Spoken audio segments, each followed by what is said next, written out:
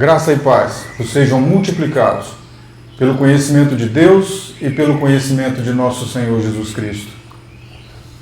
O Moisés está longe de entender o que está acontecendo com ele.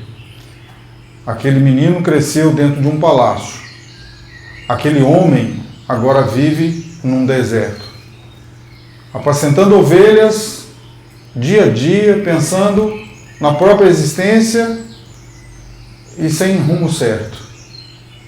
Belo dia, o Moisés está no campo, apacentando as ovelhas, e ele observa um arbusto que está incendiado. O arbusto pega fogo, e aquilo não era uma coisa nova para ele. É muito comum, até aqui no Brasil, no Cerrado, arbustos se incendiarem espontaneamente. Mas acontecia alguma coisa diferente, porque ele não se tornava em cinza. Ele queimava e não se desfazia. No que o Moisés foi chegando para perto daquele arbusto para ver o que estava acontecendo. E quando ele se aproxima então daquele arbusto, ele ouve uma voz que diz para ele assim: Moisés, tira as sandálias dos teus pés, porque o lugar que você está é um lugar santo, ou um lugar santificado. E aquilo é uma novidade para ele de não compreender ainda que voz é aquela que está falando com ele. E Deus vai dizer para ele: eu sou o Deus de Abraão, o Deus de Isaac, o Deus de Jacó, eu sou o Deus de teus pais. É muito maravilhoso. Porque passaram-se 80 anos desde aquele nascimento maravilhoso do Moisés, debaixo de uma condenação de morte, debaixo de um livramento. Os desígnios não estavam claros, nada fazia sentido. O povo do Moisés não tinha esperança, o próprio Moisés não tinha esperança, mediante a tudo o que estava acontecendo. E de repente acontece isso, um fato novo. No Êxodo, no capítulo 3, no versículo 8, diz assim: portanto, desci para livrá-lo da mão dos egípcios e para fazê-lo subir daquela terra a uma terra boa e larga, a uma terra que mana leite e mel, ao lugar do cananeu, do Eteu, do amorreu, do ferezeu, do heveu e do jebuseu. E agora eis que o clamor dos filhos de Israel chegou a mim, e também tenho visto a opressão com que os egípcios os oprimem. Vem agora, pois, e eu te enviarei a Faraó para que tires o meu povo, os filhos de Israel, do Egito. Os rabinos, eles deliram. O texto que nós lemos aqui no versículo 8 é literal: eu desci. Mas ninguém consegue imaginar um Deus que deixa a sua glória, a sua eternidade, a sua riqueza existencial para estar como um ser humano, para estar com um ser humano escravizado, para estar com um ser humano rebelde, para estar com um ser humano obstinado. Não tem notícia disso. E o rabino, ele olha, e todas as vezes que ele vai fazer uma mensagem aos judeus, ele diz: vejam como vocês são amados de Deus. Deus desceu ao encontro de vocês. E Deus dizendo: eu desci. Olha, aqui poderia ser uma poesia, um poema, um recital. Mas depois de Jesus é fato, Deus desceu. Depois de Jesus, o autor bíblico vai dizer: Deus estava em Cristo, reconciliando consigo mesmo o mundo, não imputando aos homens os seus pecados. Isso aqui é uma sombra. Moisés, eu vi a aflição do meu povo e eu desci. Isso é maravilhoso. Porque essa providência de Deus, ela é uma providência a um povo que nem povo é. É um amontoado de gente. Um povo, para ser povo, para ser determinado como nação, ele precisa ter uma legislação, ele precisa ter terra, ele precisa ter um governante. O povo de Israel no Egito, ele não é nada. E Deus vai dizer: meu povo Israel. E outra coisa maravilhosa que os rabinos veem no texto é quando Deus diz para Moisés: venha agora. Quando Deus está dizendo para Moisés: vem, Deus está dizendo para ele: vem para o lugar onde eu já estou. Então, quando Deus diz: eu vi a aflição do meu povo e eu desci para livrá-lo, desceu mesmo. É fato. Porque quando ele está conversando com Moisés, ele está dizendo: vem. Vem para onde? Vem para o Egito, onde eu já estou. Eu tenho uma missão para você. Você vai tirar de lá o meu povo, Israel.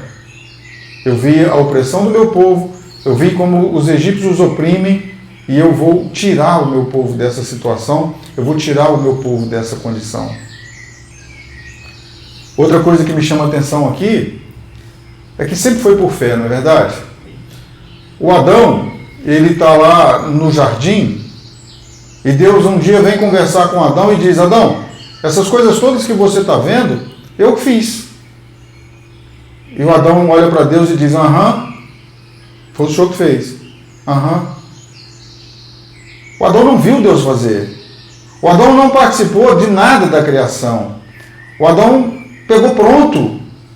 O Adão não sabe da sua própria existência. O Adão não sabe de como ele nasceu, de como ele foi feito. Quando Deus vai criar a mulher, o Adão toma anestesia geral. O Adão não vê. O Adão não sabe o que aconteceu. Deus tira uma costela do Adão e vai trabalhar com engenharia genética. Vai fazer uma mulher a partir do genoma do Adão. Ótimo, o Adão não viu. O Adão não sabe nada disso. Um belo dia, Deus aparece com uma pessoa diante do Adão e diz: é uma mulher, foi eu que fiz para você. A gente não vê o Adão dizendo assim: Deus, faz alguma coisa na minha frente para que eu fique admirado com o seu poder, com a sua autoridade, com a sua capacidade. Não existe esse registro na Bíblia. Quando Deus chega para o Abrão ouve uma voz que diz: sai da tua terra, da tua parentela e vai para um lugar que eu te mostrarei. Fé. Agora Deus está dizendo para Moisés: Moisés, eu vim buscar você porque você será para mim um enviado. Eu te enviarei a livrar o meu povo. É fácil acreditar? É fácil crer nessas coisas? Se nós voltássemos ao passado e se nós pudéssemos ter um diálogo com Deus e Deus não operasse nenhum sinal na nossa frente e a gente estivesse ouvindo vozes, será que nós deixaríamos a nossa obstinação existencial de sermos autossuficientes para nos entregarmos a Deus? Porque essa é a proposta de Deus quando Ele diz: eu desci. Essa é a proposta do cristianismo quando Jesus desceu. Porque Deus enviou o seu Filho ao mundo, não para que condenasse o mundo, mas para que o mundo fosse salvo por Ele. Tá, mas se fosse com mágica, era simples. Deus fazia uma mágica e todo mundo era salvo. Como que o homem pode ser salvo em Jesus? Se tornando Jesus. Se fazendo igual a Ele, se fazendo semelhante a Ele. Essa é a essência do cristianismo. Não é Jesus desceu e Jesus faz tudo, e Jesus é todo poderoso. Não é. A proposta é para que nós tenhamos uma missão. Moisés. A proposta é que nós sejamos enviados. Nós e o Moisés. A proposta é que nós sejamos libertadores. Nós e o Moisés. Libertadores. Vocês vão libertar alguém. Vocês vão libertar o meu povo. Olha, é muito lindo perceber que Deus está manifestando através de um fato, uma história, uma obra muito maior. Porque o Rabino também diz que no momento que Deus diz eu desci, quer dizer que embaixo não é o lugar de Deus. E que quando então o Moisés vai ser enviado ao Egito, o Moisés não vai simplesmente libertar o povo de Israel da opressão dos egípcios. o Moisés vai levar aquele povo a um patamar existencial para cima. Na morada de Deus, junto com Deus, porque se Deus desceu, ele vai subir. E quando ele subir, um povo vai subir com ele. Não é maravilhoso entender isso? O texto é muito simples, a tradução, mas é isso que está dizendo aqui. Que no momento que Deus desce para se encontrar com alguém, quer dizer que quando ele subir, alguém vai junto com ele. Essa é a mensagem aqui do texto. E nós precisamos compreender esse momento nosso, nesse Egito que é o mundo. Essa semana mesmo, conversando com alguém, e a pessoa disse o seguinte: olha, dizem que Jesus vai voltar aqui no mundo. Se Jesus voltar, eles vão fazer com ele pior do que fizeram da primeira vez. E por que a pessoa fala isso? Por desconhecimento. Porque tudo que foi feito com Jesus da primeira vez que ele veio era propósito de Deus. Quando alguém está conversando com Jesus e dizendo: Jesus, você não fala comigo? Você não sabe que eu tenho poder para te condenar ou para te libertar? Jesus vai dizer para ele assim: olha, a minha vida ninguém a tira de mim, eu de mim mesmo a dou. Então, quando a gente vê o filme do Mel Gibson e a gente vê aqueles açoites, aqueles espancamentos, aquela dor horrorosa, aquilo é para a gente compreender que aquele castigo era nosso. Mas as pessoas não fizeram aquilo com Jesus porque Jesus não podia se defender. Eles fizeram aquilo com Jesus porque Jesus não queria se defender por amor de mim e por amor de você. Se Jesus voltar hoje, não é na mesma condição. Então, quando a gente diz, se ele vier aqui hoje, vai acontecer pior, é desconhecimento. Nós não podemos mais viver desconhecendo o projeto de Deus. O projeto de Deus, observa aqui: Moisés, você vai ao Egito, onde eu já estou, porque eu desci ao Egito, e você vai tirar dali um povo. Um povo que será chamado pelo meu nome. Um povo que será dito povo de Deus. Um povo que será nomeado filhos da promessa, porque foi a promessa que eu fiz por Abrão, eu vou cumprir neles. Eu vou dar a eles a terra de Canaã, a terra do Eteu, do Jebuseu, do Ferezeu, conforme o texto que nós lemos. É maravilhoso.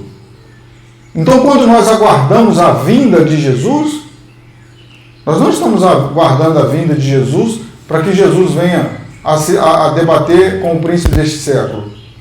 Nós não estamos aguardando um Jesus que vai pelejar com o príncipe deste século. Não vai. Ele é vencedor. Ele já venceu. O decreto já foi dado.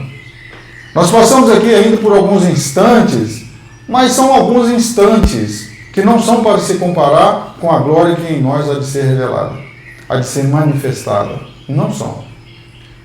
Então, quando a gente precisa diminuir o nosso entendimento, aquilo que nós achamos, para a gente se apegar ao projeto de Deus. O projeto de Deus está testificado aqui, ó. 2 versículos, versículo 8 e versículo 10 do capítulo 3 do Êxodo. Deus desceu, Deus nomeou um apóstolo, um mensageiro enviado para que faça uma obra de resgate e para que Deus cumpra uma promessa. A promessa que ele fez ao Abraão. Dá para entender? Por que é tão importante nós nos apegarmos às promessas de Deus? Porque Jesus disse assim: não se turbe o vosso coração, credes em Deus, crede também em mim. Na casa do meu Pai há muitas moradas, e se assim não fosse, eu não vos teria dito, mas vou preparar-vos lugar. E se eu for e vos preparar lugar, eu virei outra vez e vos levarei para mim mesmo, para que onde eu estiver, estejais vós também. Deus desceu. Deus desceu para nos buscar. Deus desceu para nos levar. Não importa quantos quilômetros nós vamos andar, nós vamos percorrer com Deus. Mas nós vamos para um lugar de Deus.